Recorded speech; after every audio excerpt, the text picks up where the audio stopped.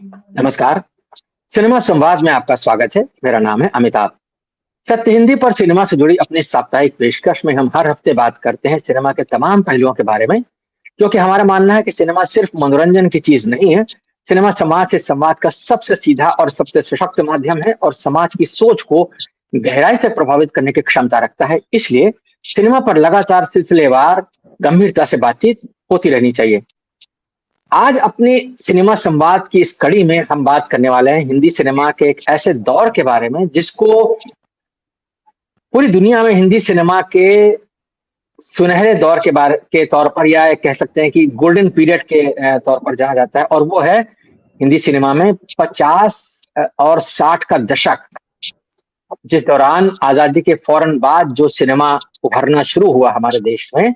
तो कैसे कैसे सिनेमा ने कहानियां चुनी, कैसे कलाकार बने, कैसे थीम्स को चुना गया, किस तरह से वो थीम्स पर्दे पर आई और किस तरह से दिग्गज जो है वो सिनेमा के उभरे। यानी अगर आप देखें तो उसी दौर में देवानंद, दिलीप कुमार, राज कपूर की तिकड़ी उभरी, उसी दौर में गुरदत्त का सिनेमा आता है, उसी दौर में विमल रॉय का सिनेमा परवान चढ़ता है, महबूब खान और वी शांताराम, विमल रॉय, ऋषिकेश मुखर्जी, उधर सत्यजीत रे का सिनेमा भी उसी दौर में आता है।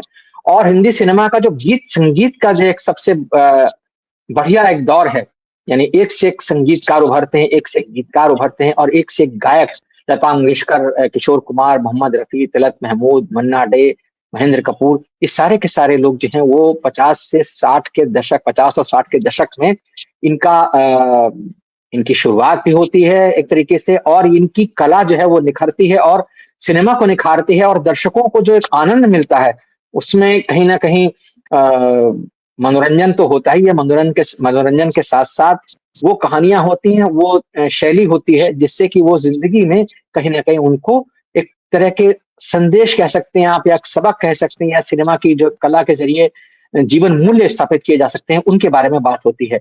हम जब अशोक कुमार को याद कर रहे थे तो हमने बताया था कि किस तरह से अशोक कुमार जो है वो आजादी के पहले के सिनेमा में सुपरस्टार बन गए थे किस्मत फिल्म के जरिए। लेकिन उनकी जो अभिनय यात्रा थी उसका भी एक तरीके से कहा जाए तो बहुत शानदार दौर 50 और 60 के दशक में सामने आया था, जब वो अभिनेता के तौर पर यानी हीरो के तौर पर भी और चरित्र अभिनेता के तौर पर भी उभरना शुरू हुए थे। तो आज हम 50 और 60 के दशक के बारे में बात करेंगे, ये जानने की कोशिश करेंगे कि क्यों इसको हिंदी सिनेमा का सबसे सुनहरा दौर कहा जाता है, क्या खास बात थी, क्या क्या प्रवृत्तियां इस दौर में उभरी, क्या क्या चीजें इसमें हमको देखने को मिली जिनको हम आज तक याद करते हैं। तो सिनेमा के जो भी चाहने वाले हैं वो सब जो है 50 और 60 के सिनेमा को याद करते हैं। तो इस पर बात करने के लिए हमारे साथ कुछ बहुत ही खास मेहमान मौजूद हैं जो सिनेमा के विशेषज्ञ हैं और सिनेमा और समाज के रिश्ते पर लगातार चर्चाएं करते हैं, लगातार लिखते पढ़ते रहते हैं। सिनेमा और समाज के बारे में चर्चाओं में ही जिन्होंने अपने अध्ययन का और अपना समय जो है अधिकतर गवा बिताया है। तो हम आपसे उनका परिचय करा देते हैं। हमारे साथ संजीत नार्वेकर साहब हैं, हमारे साथ जबरीमल पारख साहब हैं, दोनों हिंदी सिनेमा के बहुत जाने माने अध्येता हैं। दर्शकों से हिंदी सिनेमा के बारे में लगातार चर्चाएं कर रहे हैं, लगातार लिख पढ़ रहे हैं, कई सारी किताबें लिख चुके हैं। संजीत साहब कई सारी डॉक्यूमेंट्रीज भी बना चुके हैं। शांताराम जी पर उनका काम बहुत प्रसिद्ध है। हमारे साथ प्रकाश हिंदुस्तानी जी हैं, डॉक्टर प्रकाश हिंदुस्तानी बहुत वरिष्ठ पत्रकार हैं और हिंदी सिनेमा के बारे में बहुत गहरी जानकारियां रखते हैं, बहुत दिलचस्पी रखते हैं, समीक्षाएं करते हैं और हिंदी सिनेमा और समाज के संबंधों पर लगातार लेखन करते रहे। हमारे साथ इंद्रजीत सिंह जी हैं जो कि हिंदी सिनेमा में गीत संगीत के इतिहास के बहुत गहरे जानकार हैं। शैलेंद्र पर किताबें लिख चुके हैं, कई सारी बहुत सारा काम इन्होंने हिंदी सिनेमा में गीत संगीत पर किया है। समाज, संगीत, सिनेमा, इस पर इनकी बहुत गहरी पकड़ है। और हमारे साथ हैं सौम्या बैजल जी। सौम्या जी सामाजिक सांस्कृतिक मसलों पर बहुत जानी मानी टिप्पणीकार हैं, सिनेमा पर लगातार हमारे कार्यक्रमों में शरीक होती हैं और लगातार अन्यत्र भी टिप्पणियां लिखती रहती हैं। आप सबका बहुत बहुत स्वागत है। नार्वेकर साहब, मैं बातचीत की शुरुआत आपसे करना चाहता हूँ। हमने बहुत सारे जिन दिग्गज फिल्मकारों का जिक्र किया और जो शुरुआती बातें हुई उसमें हम आपसे जानना चाहेंगे कि क्या जो ये हिंदी सिनेमा का दौर है 50 का और 60 का दशक, जिसको हम कहते हैं, क्या हिंदी सिनेमा का ये सुनहरा दौर जिसको हम आम बोलचाल की भाषा में कहते हैं, तो क्या ये एक तरीके का हिंदी सिनेमा में आजादी के फौरन बाद का जो सिनेमा था, क्या ये किसी तरीके से जो आजादी के जीवन मूल्य, आजादी के बाद के जो जीवन मूल्य थे, क्या उनको परिलक्षित करते हुए उनको दर्शाने वाला सिनेमा साबित हुआ है? या आजादी के बाद के भारत के निर्माण में कह सकते हैं कि सिनेमा किस तरीके से योगदान दे सकता है, उनको दर्शाने वाला सिनेमा है?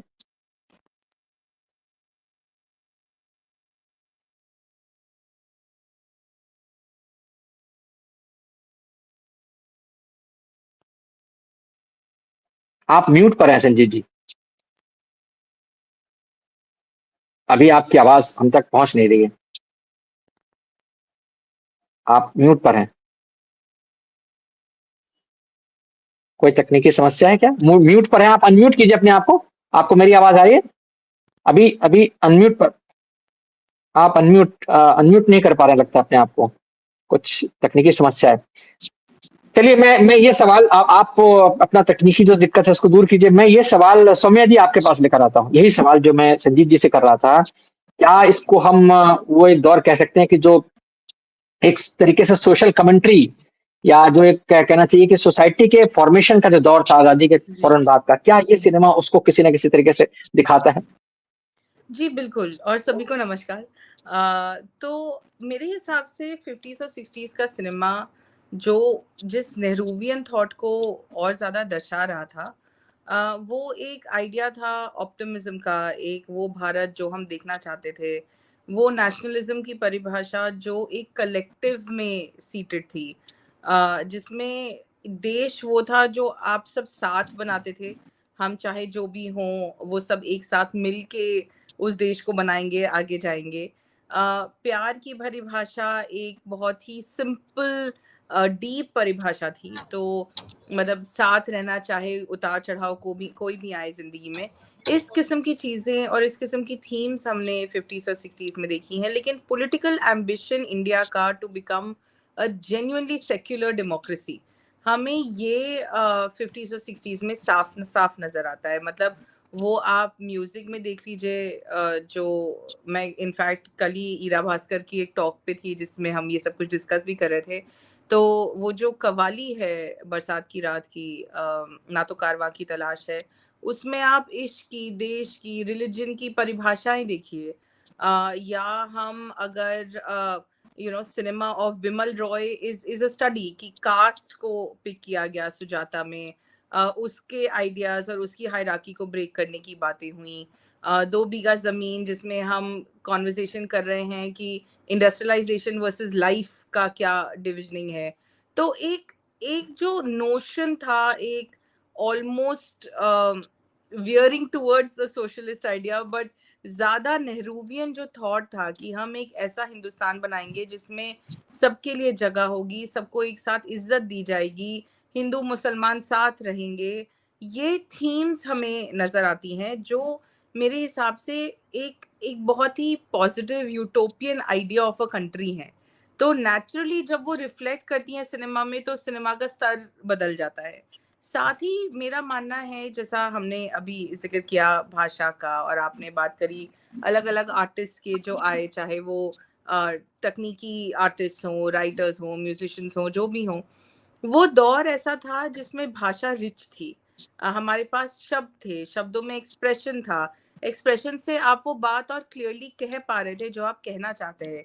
इसलिए गहराई, ठहराव, ये सब हमें फ़िल्मों में मिला है। तो चाहे साहिर का जो डिसइल्यूज़नमेंट है, जो हमें प्यासा में नज़र आता है, एक उस सोसाइटी से जो हम डर रहे थे कि वहाँ ऑलरेडी हमें बन्नी दिख गई थी, वो डिफरेंसेस दिख गए थे जो आज इतने ज़्यादा एक्यूट हो गए हैं। या हमें मतलब कोई भी राज कपूर की उस दौर की फ़िल्म को उठा के देख लिया जाए, आवारा, जागते रहो, बूट पॉलिश, श्री 420, इन सब फ़िल्मों में a lot of times the enemy was capitalism, the enemy was division, the enemy was class divide. तो जो एनिमाइज़ेशन था वो किसी एक कम्युनिटी का नहीं था, वो एक आइडिया का था। वो ऑपरेशन का एनिमाइजेशन था। इसलिए आपकी बातें बहुत ज़्यादा एक ह्यूमन स्तर पे हो पाई। तो सडनली हम फ़ोकस कर रहे थे उन लोगों पे जिनकी जिनकी लड़ाइयाँ हैं, उन लोगों पे जिनकी स्ट्रगल्स चल रही हैं, और जो ऑप्रेस्ड हैं, उनकी कहानियाँ थी हमारे सिनेमा में। और वो बहुत इम्पोर्टेंट था। तो मेरे हिसाब से जो जो उस दौर का सिनेमा था वो हर उस इंसान के लिए था जो जिसके लिए आज हमारे पास फिल्में नहीं है, जहां हम आज उन तक फिल्में लेके नहीं जा पा रहे। तो एक स्ट्रीट पॉकेट मार की कहानी मिल रही है, ऑर्फन्स की कहानियां मिल रही हैं, जो बच्चे पार्टीशन की वजह से इतने ज्यादा दिक्कतों में हैं उनकी कहानियां मिल रही हैं। हमें ऐसी कहानियां मिली हैं इन द 50s जिसमें इंस्टीट्यूशनल डेथ्स दिख रही हैं, कागज के फूल में स्टूडियो मर रहा है।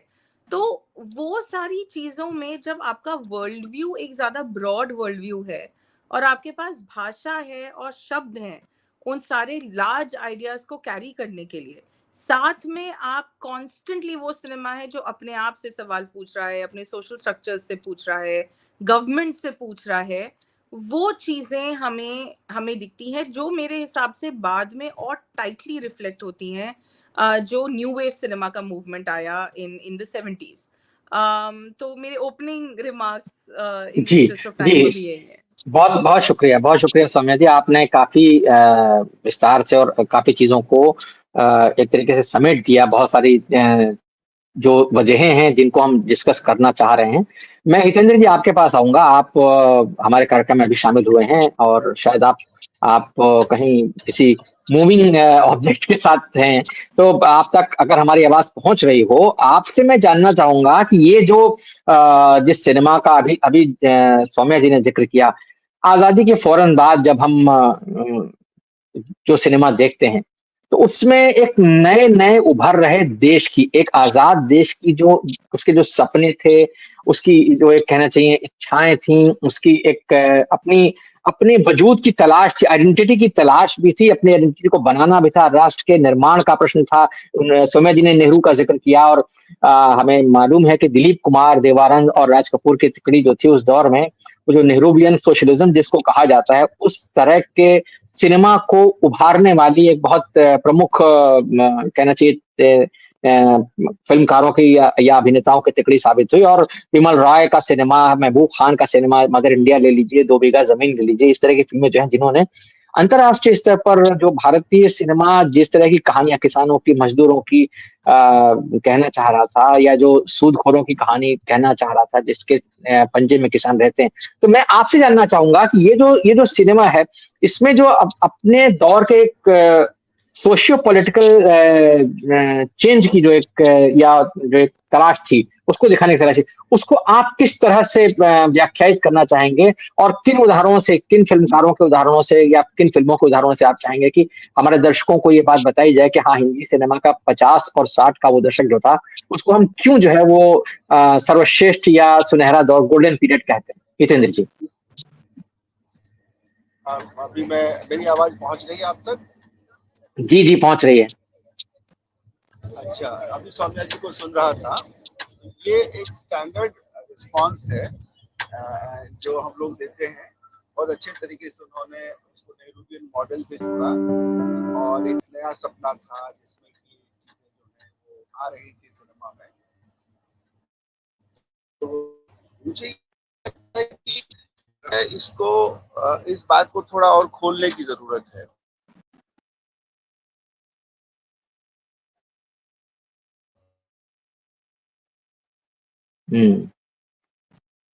एक्चुअली मुझे आवाज लगता है हितेंद्र जी, मुझे नहीं आ रही हाँ है। हितेंद्र जी जो है, हाँ हितेंद्र जी वो असल में ट्रेन में यात्रा कर रहे हैं। उन्होंने मुझे जी कहा था हम ट्रेन में यात्रा कर रहे हैं। बहरहाल, तो मैं ऐसा करता हूँ, मैं प्रकाश जी आपके पास आता हूँ। जो सवाल मैंने हितेंद्र जी से पूछा था, मैं प्रकाश हिंदुस्तानी जी आपके पास वही सवाल रखता हूँ कि ये जो है, इसमें आप इसको, इस दौर को किस तरह से व्याख्यायित करेंगे हमारे दर्शकों के लिए कि क्यों इसको जो है वो गोल्डन पीरियड कहा जाता है। जी। अमिताभ जी, इसके बहुत सारे कारण हैं। उस दौर की फिल्में, उनका परिप्रेक्ष्य अलग था, जैसे सौम्या जी ने बताया, देश का माहौल अलग था, और अब अलग माहौल है। आज 20 अक्टूबर है, और मुझे याद है, अभी मैंने एक रिपोर्ट कहीं पढ़ी कि 20 अक्टूबर 95 को DDLJ लगी थी, जिसमें करवा चौथ के बारे में बड़ा ही अच्छा वर्णन किया गया था। अब आप देखिए कि एक फिल्म आज भी 20 अक्टूबर ही है, इतने सालों बाद, 29 साल बाद भी एक फिल्म को लोग याद करते हैं। तो मुझे लगता है कि फिल्मों का दौर हमेशा रहा। एक और बात कहना चाहता हूँ, ब्रिक्स का सम्मेलन चल रहा है, उसमें पुतिन ने, रूस के राष्ट्रपति पुतिन ने एक बात कही। उन्होंने बॉलीवुड का, मतलब भारतीय फिल्म, हिंदी फिल्म उद्योग का के योगदान को याद किया। तो उन्होंने कहा कि हमारे देश में हिंदी की बहुत सारी फिल्में चलती हैं और बहुत सारे लोग आज भी पसंद करते हैं। तो मुझे लगता है कि बहुत अच्छी चीज है। जहां तक 50-60 के दशक की बात है, उस दशक में फिल्मों में कलात्मकता थी, गहराई थी, सामाजिक मुद्दों पर आधारित होती थी, कहानियां मजबूत होती थी, अभिनेताओं का बड़ा प्रभाव था और अभिनेत्रियां बला की खूबसूरत होती थी। संगीत की बात करें तो संगीत का जादू था। गानों में एक एक शब्द, चाहे शायर ने लिखे हो या किसी और ने लिखे हो, आपको याद आता गानों की एक एक लाइन में पूरी जिंदगी का फलसफा होता था।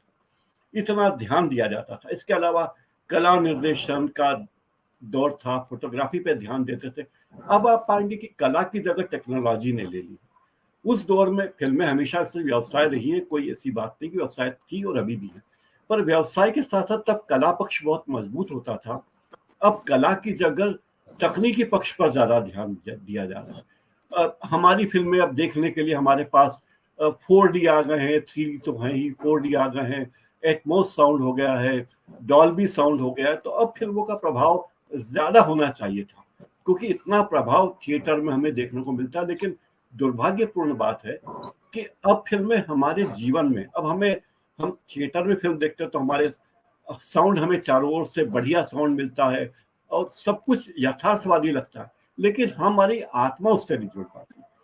तो मुझे लगता है कि जो बातें मदर इंडिया में थी, श्री 420 में थी, आवारा में थी, संगम में थी, वो अब शायद नहीं है। दूसरी बात, मुझे लगता है कि अब फिल्मों में जो बड़ा कारपोरेटाइजेशन हुआ है, बड़े बड़े कारपोरेट और मल्टीनेशनल कंपनियां, विदेशी कंपनियां इन्वेस्ट कर रही हैं, उन्होंने हमारे फिल्मकारों की कलात्मक आजादी पर बड़ा प्रहार किया है।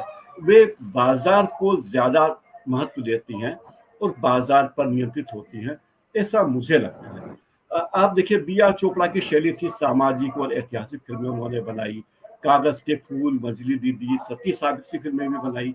राज कपूर ने रोमांटिज्म को बढ़ाया, आवारा, बॉबी, श्री 420 जैसी। और गुरुदत्त थे जिनकी फिल्में बड़े मनोवैज्ञानिक रूप से असर डालती थी, कागज के फूल हो, प्यासा हो, चोर बाजार हो। उनकी फिल्मों में अकेलापन था, निराशा थी, लेकिन समाज में व्यक्ति के संघर्ष की दास्तान उनमें थी। सत्यजीत रे 50-60 के दशक में थे, उनकी फिल्मों ने भारतीय फिल्मों को कलात्मकता की वैश्विक ऊंचाइयां दी। महबूब खान थे जिन्होंने मदर इंडिया और ऑन जैसी फिल्म बनाई और हमारे पुरानी विरासत को उन्होंने हमसे जोड़ा। विमल राय को हम कैसे भूल सकते हैं, देवदास, बंदिनी, मधुमती। आप देखिए, उस दौर में जब दहेज बड़ी समस्या के रूप में था, छुआछूत बड़ी समस्या थी, तब कैसी फिल्में बनती थी, जागते रहो, देव बंधन।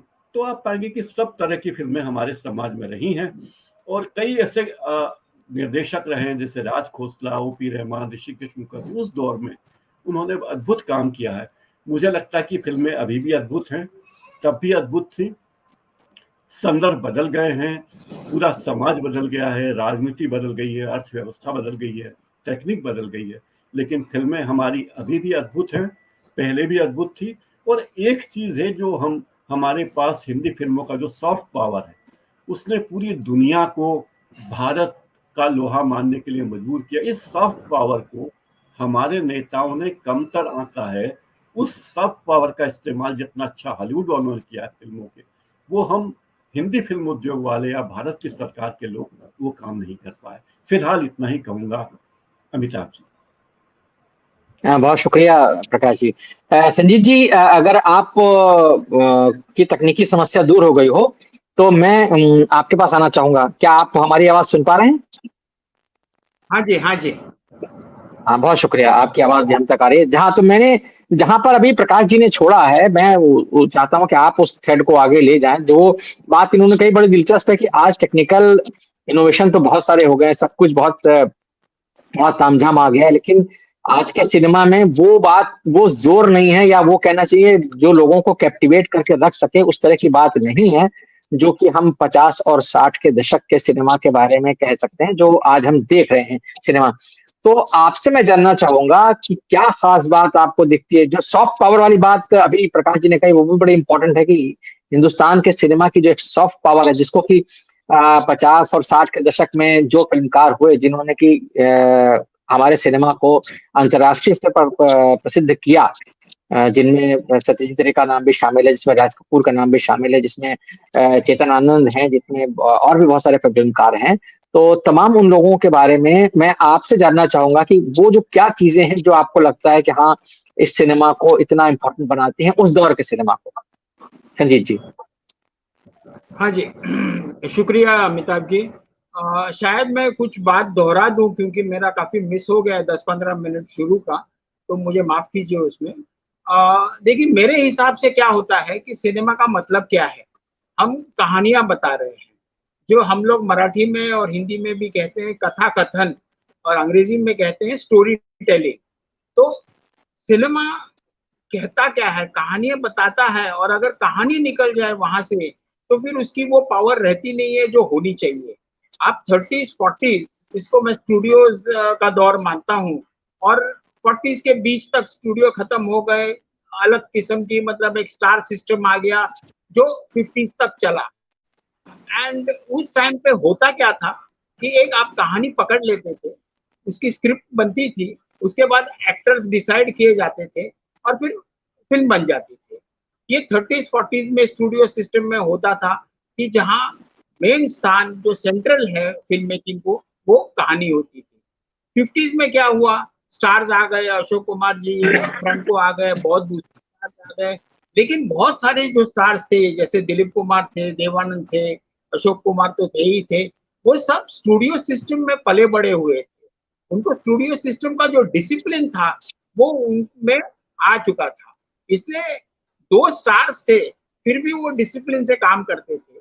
तो वही सिलसिला चलते रहा, एक अच्छी कहानी लो, उस पे फिल्म बनाओ, लेकिन स्टार्स हैं, लेकिन वो प्राइमरली एक्टर्स थे, और एक्टर्स की तरह वो अच्छा काम करते थे।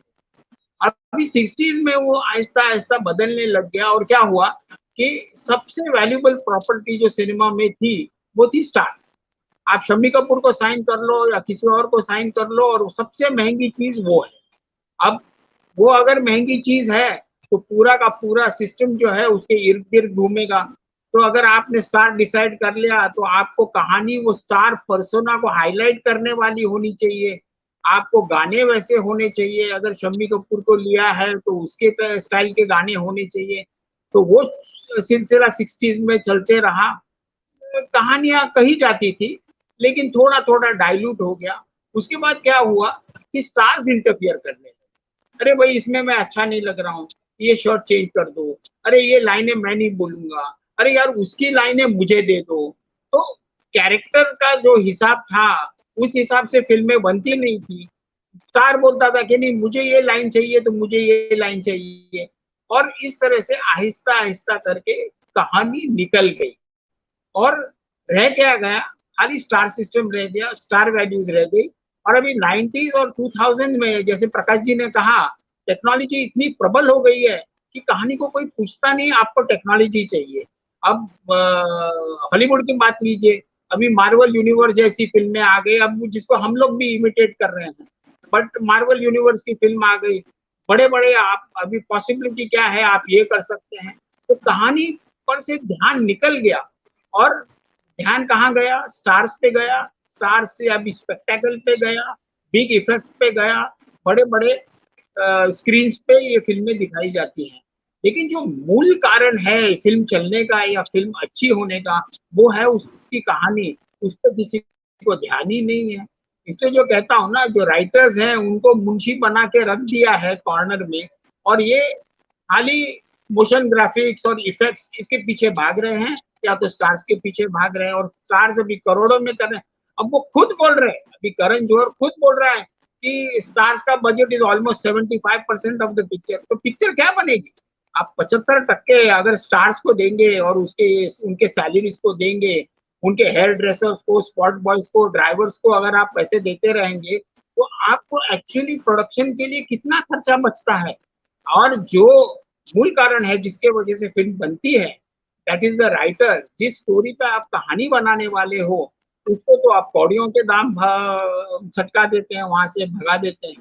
तो मुझे लगता है ये जो पतन हो गया है, फॉल हुआ है, जो रॉट आ गया है इस सिस्टम में, कहानी में इंपॉर्टेंस नहीं है। 30s 40s में देखिए स्टार्स थे, तभी भी स्टार्स थे, लेकिन अभी क्या हो गया है, अभी स्टार्स इतना पावरफुल हो गया है कि डायरेक्टर का पावर नहीं रहा है। जैसे बिमल रॉय, बी शांताराम, दत्त, ऐसे डायरेक्टर भी नहीं है आपके सामने। है थोड़े, मैं ये नहीं कह रहा हूँ कि बिल्कुल नहीं है, लेकिन बाय एंड लार्ज ये 70s 80s 90s में आप देखोगे तो ये डायरेक्टर्स निकल गए सारे, और रह क्या गया, म्यूजिक डायरेक्टर्स, डांस डायरेक्टर्स, ये इंपॉर्टेंट हो गए क्योंकि नाच गाना ही इंपॉर्टेंट हो गया। एक ही किस्सा सुनाऊंगा मैं।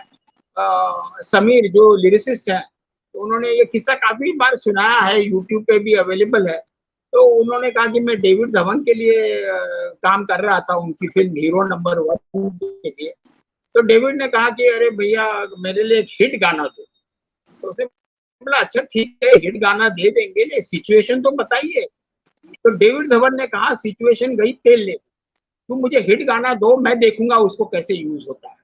तो उनके दिमाग में वो बात आ गई और उन्होंने कहा कि मैं तुझको भगा लाया हूँ घर से तेरे बाप के डर से। तो वो गाना दिया, खुश हो गए डेविड धवन।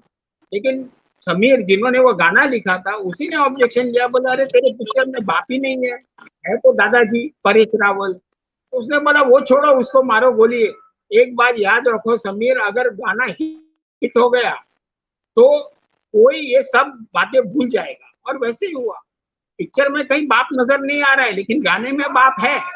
तो इस तरह से अगर आप फिल्में बनाओगे जिसमें कहानी नहीं है, एनालिसिस नहीं है, स्क्रिप्टिंग नहीं है, उसका क्या हो सकता है? अमिताभ जी। जी, बहुत दिलचस्प आपने नुक्ता जो है वो सामने रखा है। और मैं, चूंकि आपने गीत संगीत पर ला करके अपनी बात को खत्म किया, किस तरीके से आज के दौर में, यानी आपसे ये जो दौर चल रहा है उसमें किस तरह से संगीत को और गीत को क्या बना दिया गया है, मतलब उसको आपको फिल्म को हिट कराना या उसको आप सिचुएशन के हिसाब से रखना है। मैं इंद्रजीत जी आपके पास आता हूँ इस मोड़ पर, क्योंकि गीत संगीत के आप माहिर हैं, हिंदी सिनेमा के जो गीत संगीत का इतिहास है उस पर आपकी नब्ज, आप उसकी नब्ज पर पकड़ रखते हैं। तो आपसे मैं जानना चाहूंगा, जब हम 50 और 60 के दशक की बात करते हैं तो वो जो सिनेमा है, हिंदी सिनेमा के संगीत का वो सर्वश्रेष्ठ काल एक तरीके से कहा जा सकता है, क्योंकि उस दौर में जितने गीतकार, जितने संगीतकार उभरे, नौशाद से लेकर के और तमाम सारे संगीतकार, बड़े बड़े संगीतकार हो, चाहे मदन मोहन हो और तमाम सारे लोग हो, और उसी तरह से गायकों में जैसा मैंने पहले भी कहा कि किशोर कुमार, लता मंगेशकर, आशा भोसले, मोहम्मद रफी, महेंद्र कपूर, मन्ना डे आदि आदि, मुकेश, ये सारे जितने भी गायक रहे। और गीतकारों में तो एक से एक, साहिल लुधियानवी का जिक्र यहाँ पर सौम्य जी ने शुरू में ही किया था। साहिल लुधियानवी के अलावा शकील बदायूनी, हसरत जयपुरी, तमाम सारे लोग, शैलेंद्र, जिनके जिक्र के बिना हिंदी फिल्म के गीत संगीत का कोई भी अध्याय पूरा नहीं हो सकता। तो आपसे मैं जानना चाहूंगा इंद्रजीत जी, आप जो 50 और 60 के दशक का ये जो हम लोग फिल्मी इतिहास जिसके बारे में हम बात कर रहे हैं और क्यों उसको इतना अच्छा कहा जाता है, संगीत की दृष्टि से आप जो है उसको किस तरह से आंकेंगे? सभी को नमस्कार। इस चैनल से जुड़े हुए जितने भी हमारे दर्शक और श्रोता हैं, मैं उन सबको नमस्कार करता हूं। और अमिताभ जी, आपको बड़ा आभार कि बहुत सुंदर विषय आपने चुना है, क्योंकि यहाँ पर जबरीमल पाठक साहब मौजूद हैं, हिंदी के विद्वान, सिनेमा के बहुत अच्छे गहन अध्येता और लेखक। और जिस तरह से हिंदी साहित्य के इतिहास में भक्ति काल को हम लोग स्वर्ण काल बोलते हैं, स्वर्ण युग बोलते हैं, क्योंकि उसमें कबीर हैं, सूर हैं, तुलसी हैं, नानक हैं, मीरा हैं, प्रस्थान है, रहीम है, और साथ में रविदास जी, सारे बड़े कवि हैं। और आज 500 साल के बाद भी उनकी कविताएं उतने ही प्यार से, श्रद्धा से, आदर के साथ सुनी जाती हैं और लोगों के होठों पे भी हैं और दिलों में भी। और उसी तरह से मैं मानता हूं कि फिल्म गीत इतिहास का अगर हम विश्लेषण करें तो ये जो 5वां और 6ठा दशक है, यानी 1951 से 1970, इवन मैं और भी थोड़ा आगे कह सकता हूं, तो ये 2-2.5 दशक जो है वो स्वर्णकालीन है, क्योंकि इसी दौर में ताहिर हुए, इसी में शैलेंद्र हुए हैं, इसी में प्रेम धवन है, शकील उदयमी है, राजेंद्र कृष्ण है, कैफी आजमी है। एक से एक बढ़कर प्रगतिशील हमारे शायर हुए हैं। इश्क और इनकलाब, आग और राग के बेहतरीन शायर हुए। साहिर और शैलेंद्र के बारे में तो अक्सर जैसे हम कहते हैं ना, सुर सुर तुलसी शशि, तो मैं तो हमेशा कहता हूँ कि हिंदी फिल्म जगत के जो गीत इतिहास में गीत आकाश की बात करें तो साहिर और शैलेंद्र जो है वो आफताब और महताब की तरह है। हालांकि बाकी लोगों ने भी बड़ा काम किया, कैफी आजमी साहब का बड़ा काम है, मजरू साहब का बड़ा काम है, और सबने अपनी कलम को जैसे ना कलम तोड़ देना, तो ये अद्भुत लिखा है, अद्भुत लिखा है।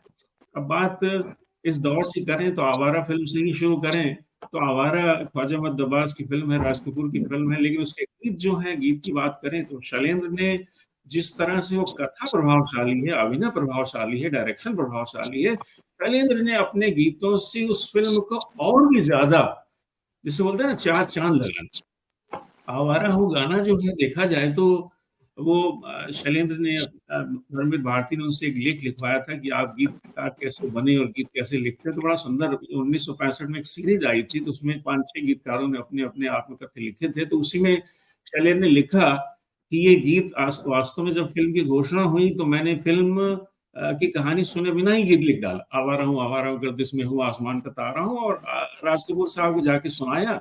तो राज कपूर उस समय भाई, क्योंकि उनके एम्प्लॉयर थे, मालिक थे, तो उस नाते उन्होंने पसंद नहीं आया, उनको ना रिजेक्ट कर दिया। वो फिल्म पूरी बन गई।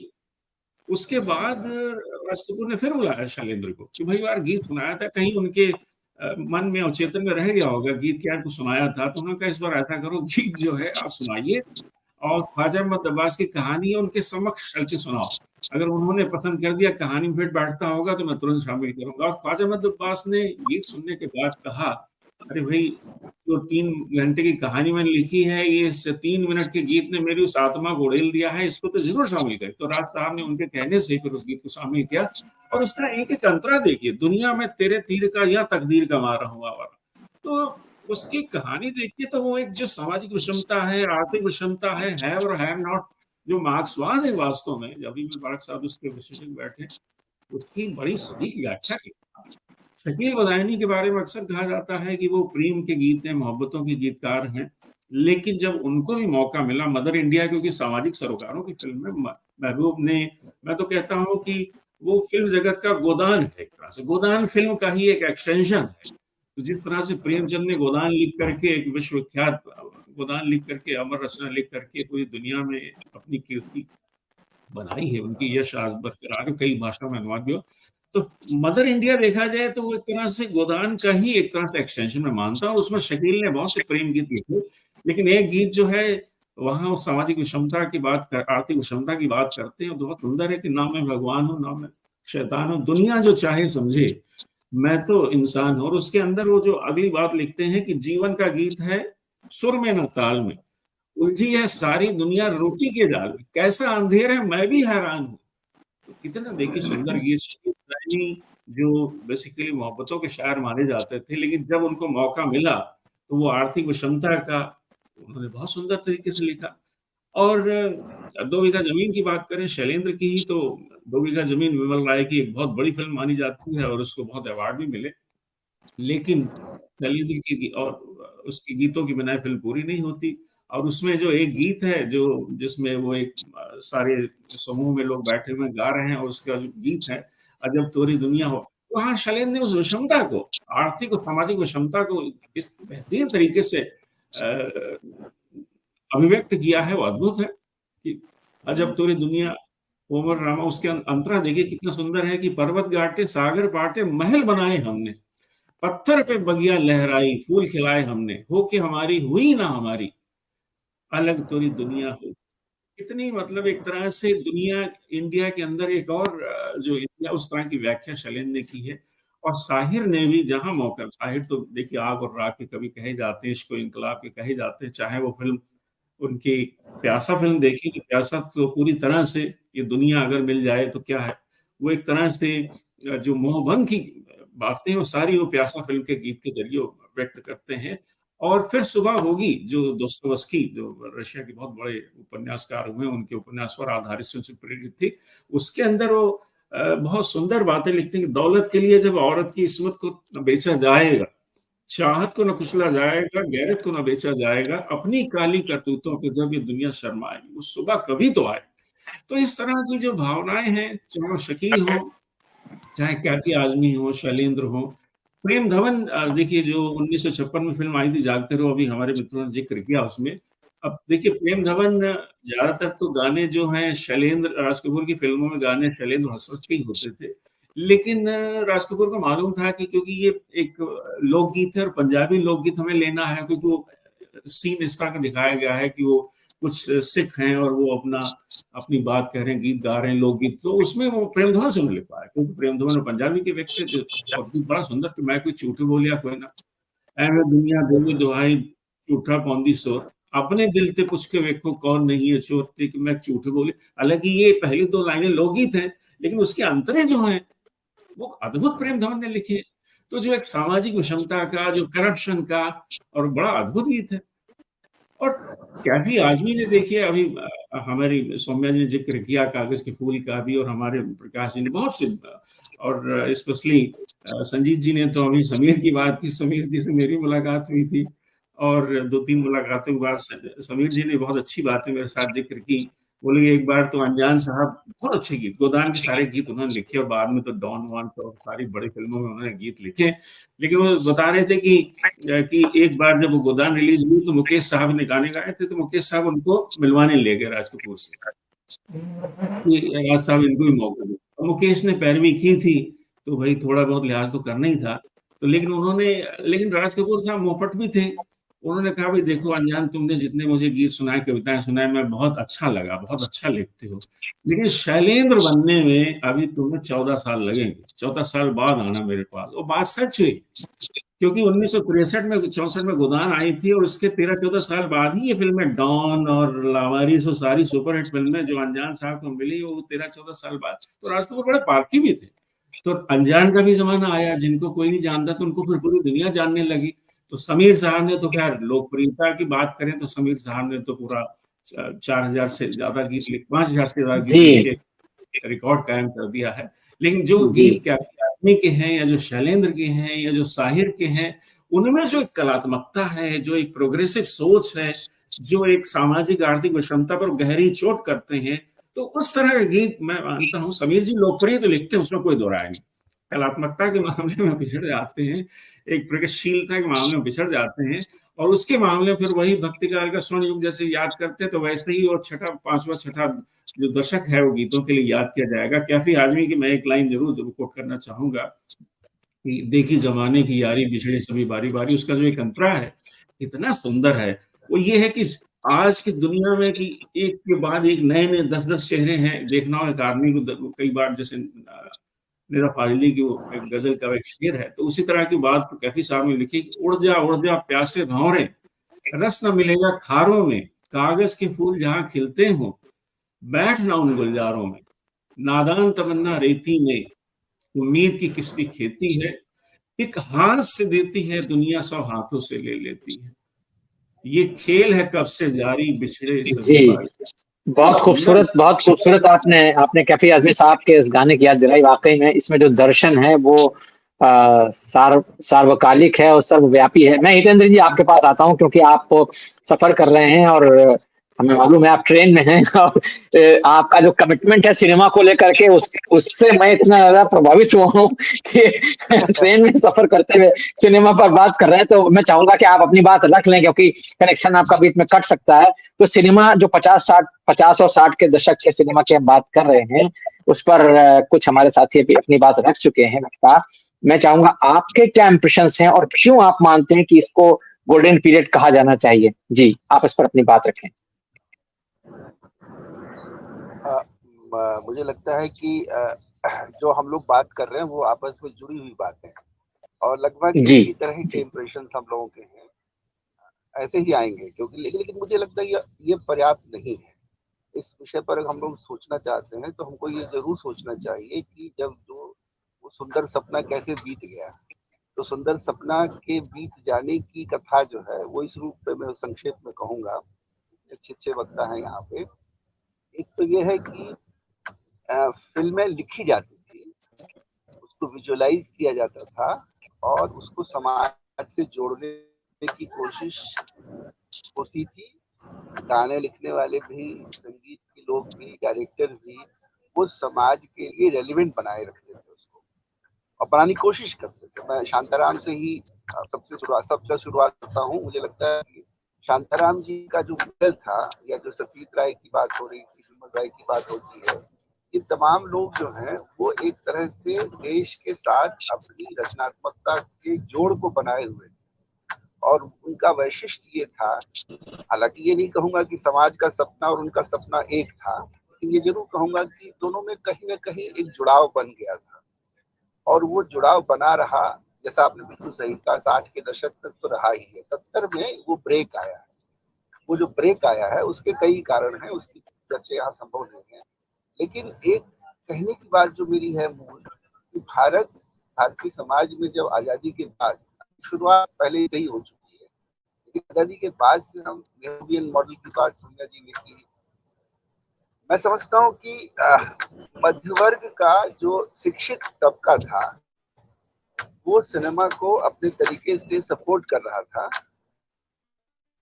और जो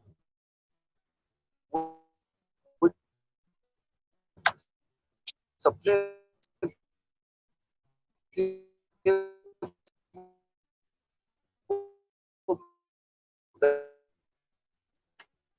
हाँ, संपर्क टूट रहा है हितेंद्र जी का। संपर्क टूट रहा है आपका। मुझे लगता है कि चलिए हम आगे आपसे बातचीत, हाँ, अगर आप अपनी बात कह पा रहे हो बिना संपर्क के व्यवधान के, तो अपनी बात रखें। तो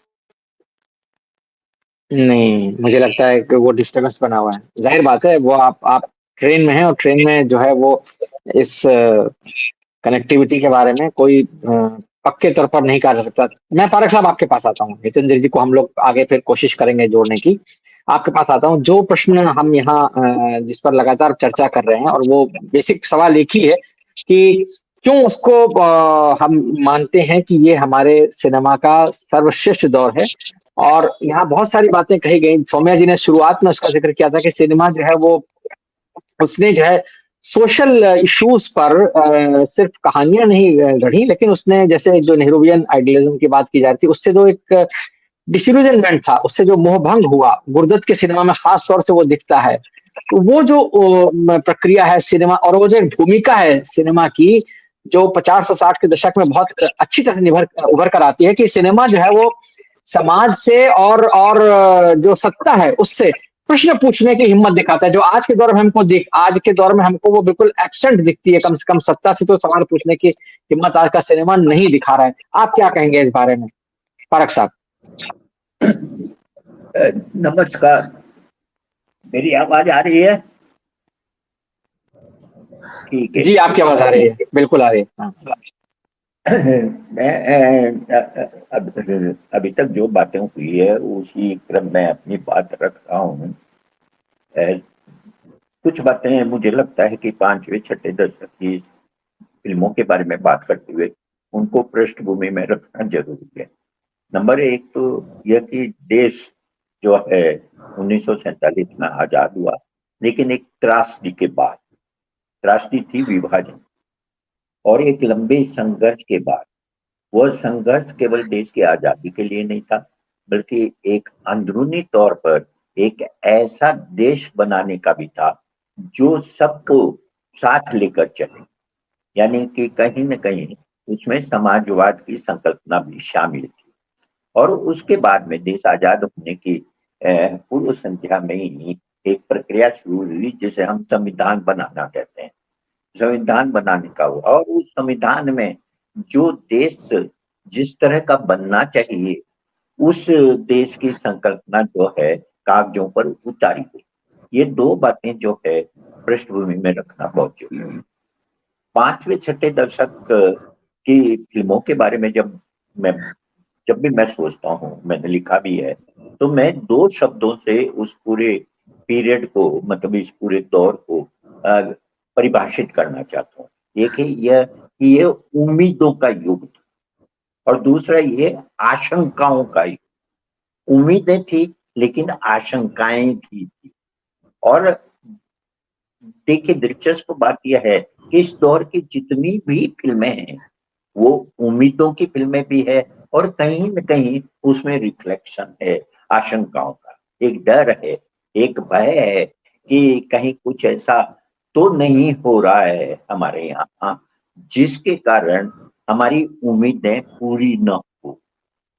वे फिल्में जिसका अंत सुखद है, जैसे मदर इंडिया है या और भी कई फिल्में हैं, उसमें या नया दौर है, वहां भी आप देखेंगे कि कहीं न कहीं आशंकाओं की छाया दिखाई देती है, और कुछ फिल्मों में तो बहुत स्पष्ट रूप से दिखाई देती है।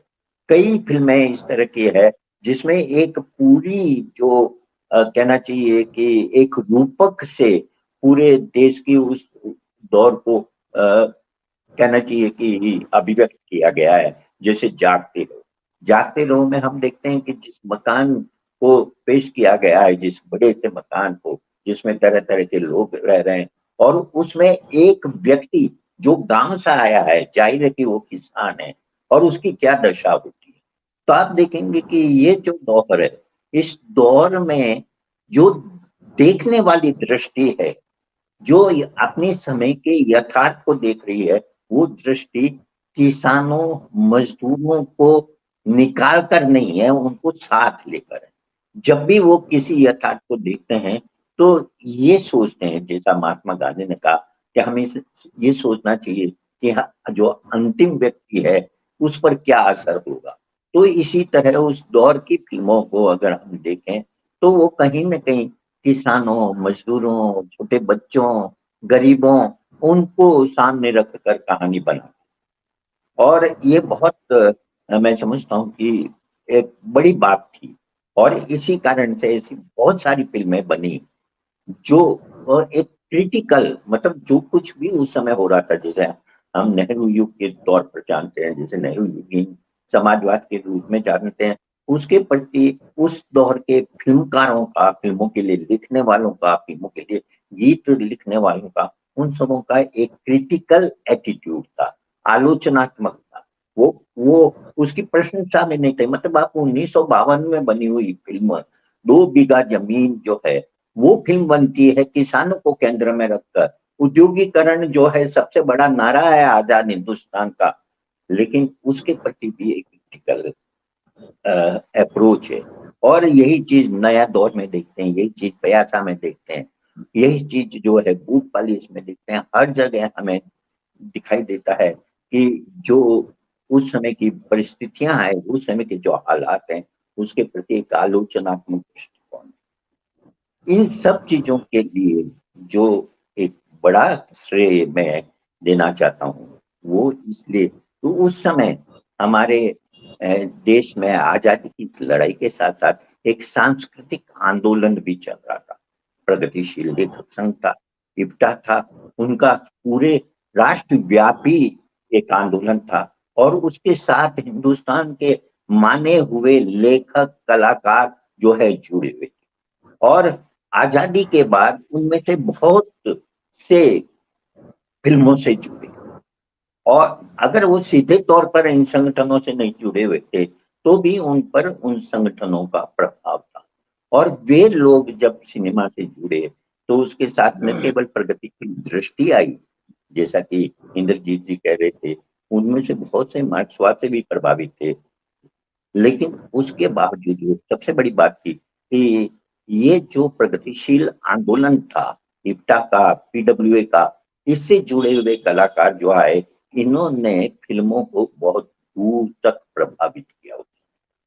यही कारण था कि प्यासा का वो गीत कि जिन्हें नाज है हिंद पर वो कहाँ है, या फिर सुबह होगी का गीत जिसका भी इंद्रजीत जी जिक्र कर रहे थे। और ऐसे कई गीत हैं जिसमें हमें उस समय के स्थितियों के प्रति एक आलोचनात्मक दृष्टि दिखाई देती है। ये जो नेहरू युग है, ये नेहरू युग उस दौर में हमारे सामने जिस तरह की, मतलब उस समय कोई शायद ऐसी समस्या या ऐसी चुनौती नहीं थी जिसे कि फिल्मों ने अपनी फिल्मों के माध्यम से अभिव्यक्ति न मिली।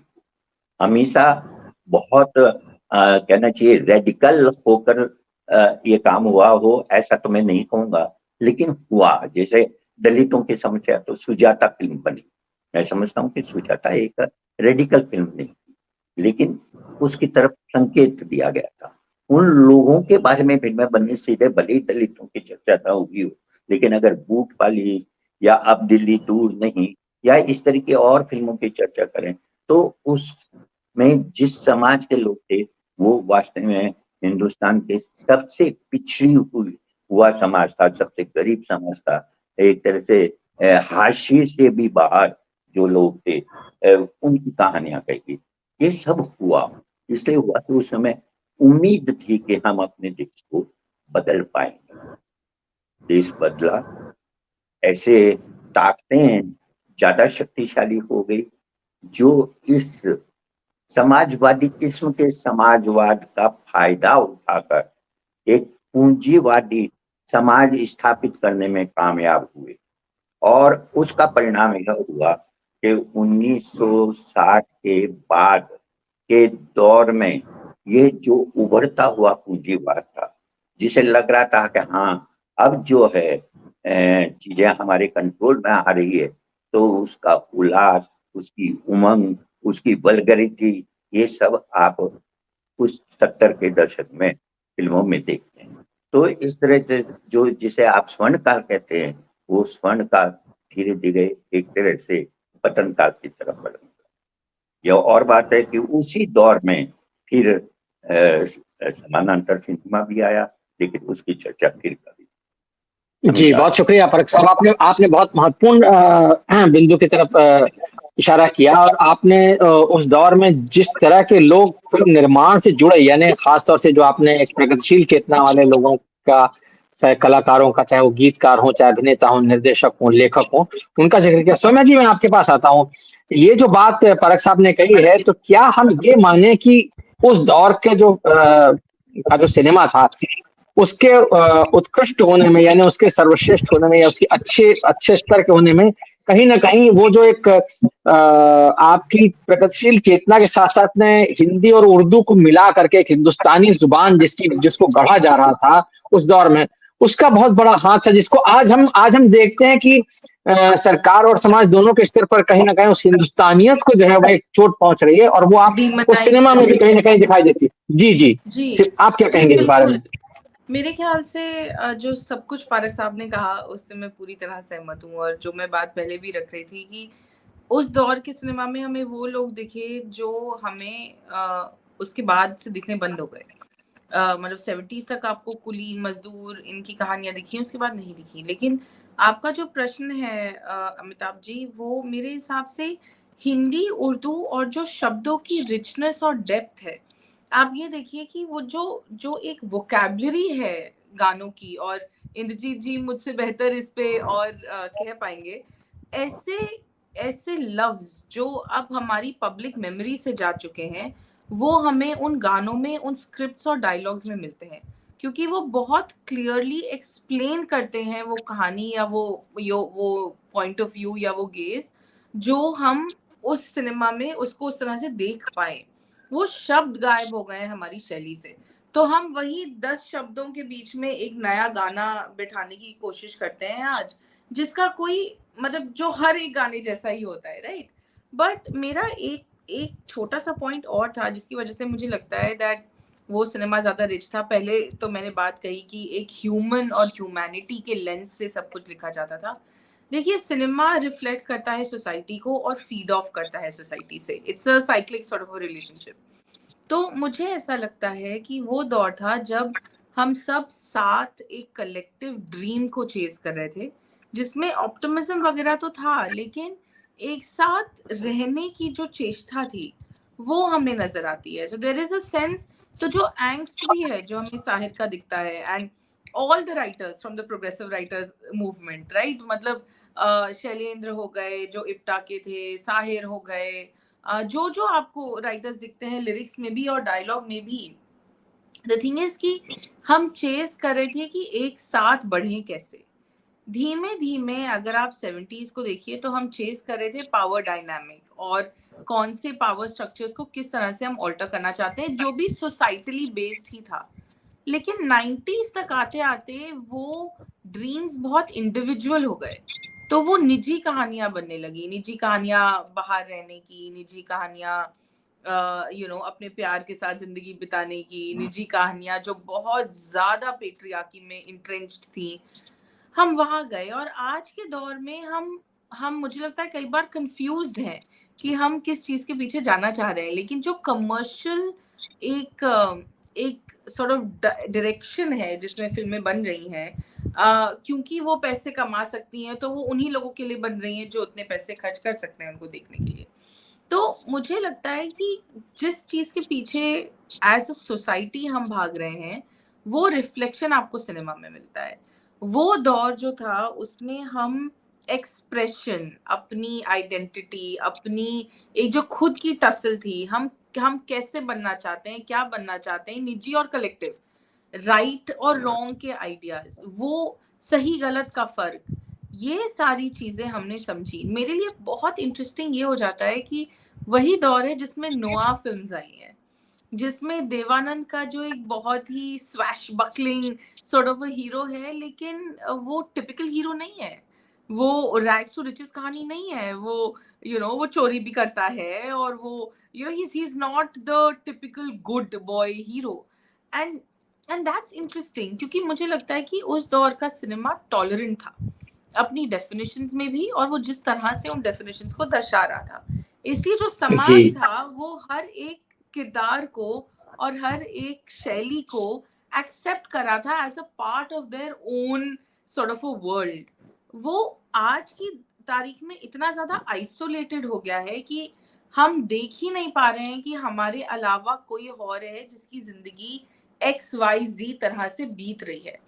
जो आपने बहुत अच्छी बात कही है, ये टॉलरेंट वाली बात जो है ये बहुत जी जी जी जी जी एक चीज और अमिताभ जी, और जो मुझे लगता है कि रिलीजन के मापदंड से बहुत इम्पोर्टेंट है, वो दौर था जब हम यूनिटी की बात कर रहे थे, हम एंग्स्ट की बात कर रहे थे, जैसे पारक साहब ने भी कहा कि एक आलोचना थी कि जो गलत हो रहा है वो गलत क्यों हो रहा है। आज के दौर में रिलीजन और कम्युनल हार्मनी का कॉन्वर्सेशन ही नहीं है। मतलब जिन फिल्मों में शुरू होता है, मुल्क के बाद मुझे नहीं याद ऐसी कोई फिल्म कमर्शियल सिनेमा में जिसने कम्युनल टेंशन को डंके की चोट पे उठाया हो, other than maybe Jawan and Pathaan in subliminal sort of politics। तो I sort of feel कि उस शैली पे अगर काम दोबारा वापस आए और उस तरह से आए कि जो ऑप्रेस्ड हैं उनका पॉइंट ऑफ व्यू हम समझें, जैसे अब तो सब भगवान भरोसे आई, that looked at the rise of the right from the lens of a little child, इस टाइप की जो नकाश आई एक फिल्म, और बहुत सारी छोटी छोटी फिल्में जो ये काम बहुत अच्छी तरह कर रही हैं।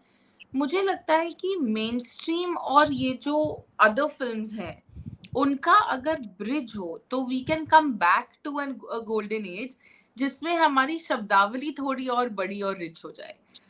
if that answers जो आप कह रहे हैं। बहुत अच्छी बात आपने कही है सौम्या जी, और आपने बीच में जो एक शब्द इस्तेमाल किया था टॉलरेंट, मतलब वो मुझे इसलिए स्ट्राइक किया क्योंकि उस दौर में सिनेमा बनाने वालों में हिम्मत भी थी, टॉलरेंस भी थी, और जो बात पारक साहब ने कही कि वो एक चूंकि प्रगतिशील चेतना के साथ आए थे, तो इसलिए आपको मुगल आजम जैसी फिल्म में वो गाना मिलता है कि जिसमें लाइन आती है कि जब पर्दा नहीं, जब कोई खुदा से बंदों से पर्दा करना क्या।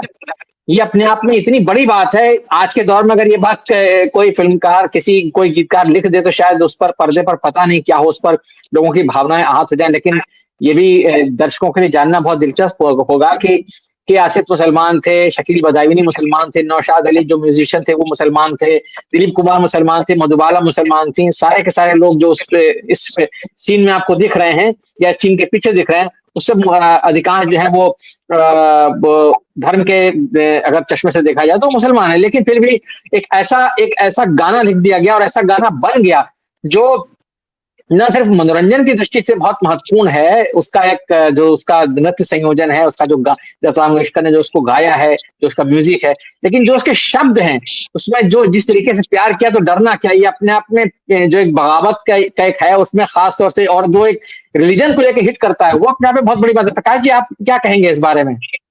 आज के सिनेमा में वो चीज नहीं दिखती है। जी, आज के सिनेमा में दिखती है, पर वो बहुत कम है, वो प्रतिशत बहुत कम है, घटता जा रहा है। एक फिल्म आई थी आर्टिकल 15, संविधान के अनुच्छेद 15 को लेकर, तो फिल्में बन रही है, लेकिन वैसे नहीं बन रही। एक और बात कि अब जो विघटनकारी ताकतें हैं, उन्होंने फिल्मों को एक धन कमाने की मशीन मान लिया है। जो फिल्में आ रही हैं, जो एक खास एजेंडा के तहत आ रही हैं, एक खास वर्ग के लिए आ रही हैं, उनके टिकट मुफ्त में बांटे जा रहे हैं, नेता उनका फिल्मों का प्रचार कर रहे हैं, सब पहले कभी नहीं होता था, लेकिन अब ये हो रहा है। और एक और बात यह है कि अब जो शब्दों की बात हुई है, शब्दों की और गहराई की बात हुई है, अब तो यह है कि पूरा मार्केट, भारत का हिंदी फिल्मों का मार्केट जो है वो पंजाबी डोमिनेंस से चल रहा है, क्योंकि विदेश में जो पंजाबी समुदाय के लोग हैं, हरियाणवी समुदाय के लोग हैं, उन लोगों के पास परचेसिंग पावर है, वो विज्ञापनों को प्रभावित करते हैं, तो वो पूरी फिल्मों को प्रभावित करते हैं। कई फिल्में तो देखकर लगता है कि ये पंजाबी में बनी है, हिंदी में बनी है, तो बड़ा ही विचित्र है। तो कुल मिलाकर मुझे लगता है कि समय हो चुका है, मैं और समय नहीं लेना चाहूंगा। जी जी जी जी, बहुत शुक्रिया। जी जी जी, बहुत बहुत धन्यवाद है प्रकाश जी। आपने जो बात कही है वो, आप हालांकि आपने पंजाबी का जिक्र किया, लेकिन मैं पिछले कई सालों से ये नोट कर रहा हूँ कि हिंदी सिनेमा में पंजाबियत के साथ साथ अब गुजराती जो एक एलिमेंट है उसका भी काफी ज्यादा जो है वो इस्तेमाल होने लगा है।